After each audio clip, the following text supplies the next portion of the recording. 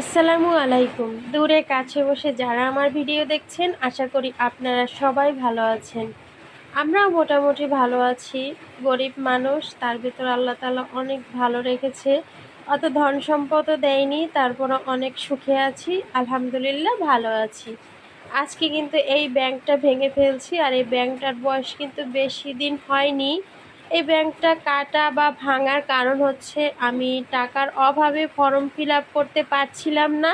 তাই চিন্তা করলাম এরকম এই ব্যাংকটা ভেঙে এর ভিতর যে টাকা আছে ওটা বের করে নিই।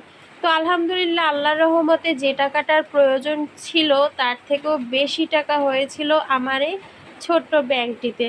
আপনারাও পারেন এভাবে এরকম ছোট ছোট ব্যাংক কিনে অসময় কিছু টাকা হাতে থাকে এগুলো এর ভিতর ফেলে রাখতে। তাহলে হয় কি, এক সময় যদি হঠাৎ করে কোনো বিপদে পড়েন তাহলে কিন্তু এভাবে দ্রুত বের করে নেওয়া যায়। এটা যদি কোনো সরকারি বা বেসরকারি ব্যাংকে রাখতেন তাহলে কিন্তু এত সহজে টাকাগুলো আপনি হাতে পেতেন না। আর এজন্যই হয়তো অনেকে এভাবে ব্যাংক যে টাকা রাখতে খুব পছন্দ করে। আর আমিও এরকম ব্যাংকে রাখতেই টাকা বেশি পছন্দ করি। সরকারি বেসরকারি ব্যাংকে টাকা রাখতে অত পছন্দ করি না। নিজের টাকা উঠাবো, তাতে আবার ভোগান্তি, সিরিয়ালে দাঁড়াও, কাগজে সই দাও, কত কি।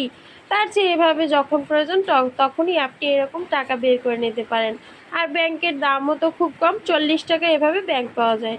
আলহামদুলিল্লাহ যে টাকার প্রয়োজন ছিল তার থেকে বেশিও ছিল টাকা। 8,500 টাকা আমার ফর্ম ফিল আপে লেগেছিল, আর এখানে কিন্তু তার চেয়ে বেশি টাকা ছিল। এত চিন্তায় ছিলাম আর এত সমস্যায় ছিলাম, ভেবেইছিলাম হয়তো আমি আর এবার ফর্ম ফিল আপটা করতেই পারবো না। কিন্তু অবশেষে ফর্ম ফিল আপটা করিয়ে ফেললাম। ল কলেজে চলে এসেছি, আর এখন ফর্ম ফিল আপের যে যাবতীয় পরিচয় লিখতে হবে সেটা কিন্তু ফর্মটা পূরণ করে নিচ্ছি।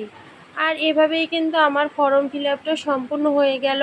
আর একটা সুন্দর কথা, যেদিন ভর্তি হয়েছিলাম সেদিনও কিন্তু মুষলধারে বৃষ্টি ছিল।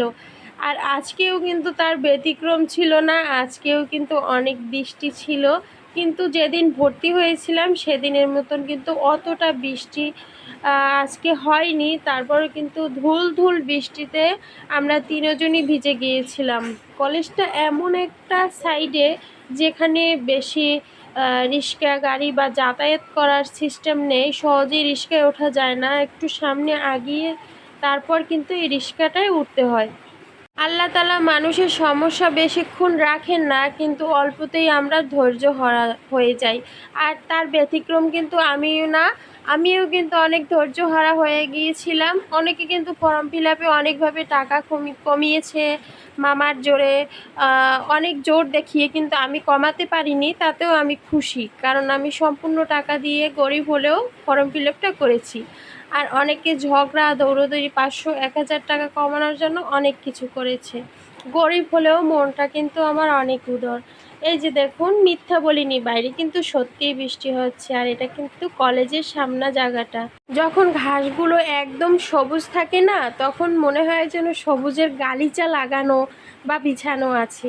বৃষ্টির কারণে অনেক জায়গার ঘাস হলুদ হয়ে গেছে, আবার সবুজও আছে। আর মেয়ে দেখুন, বৃষ্টি পেলেই তার ভিজতে হবে আর ঠান্ডা লাগাতে হবে। অবশেষে বাসায়ও চলে আসলাম। আর এই যে দেখুন রিসিপ্টটা, এই রিসিপ্টটা যত্ন করে রাখতে হবে যতদিনে আমি অ্যাডমিট কার্ড না পাই।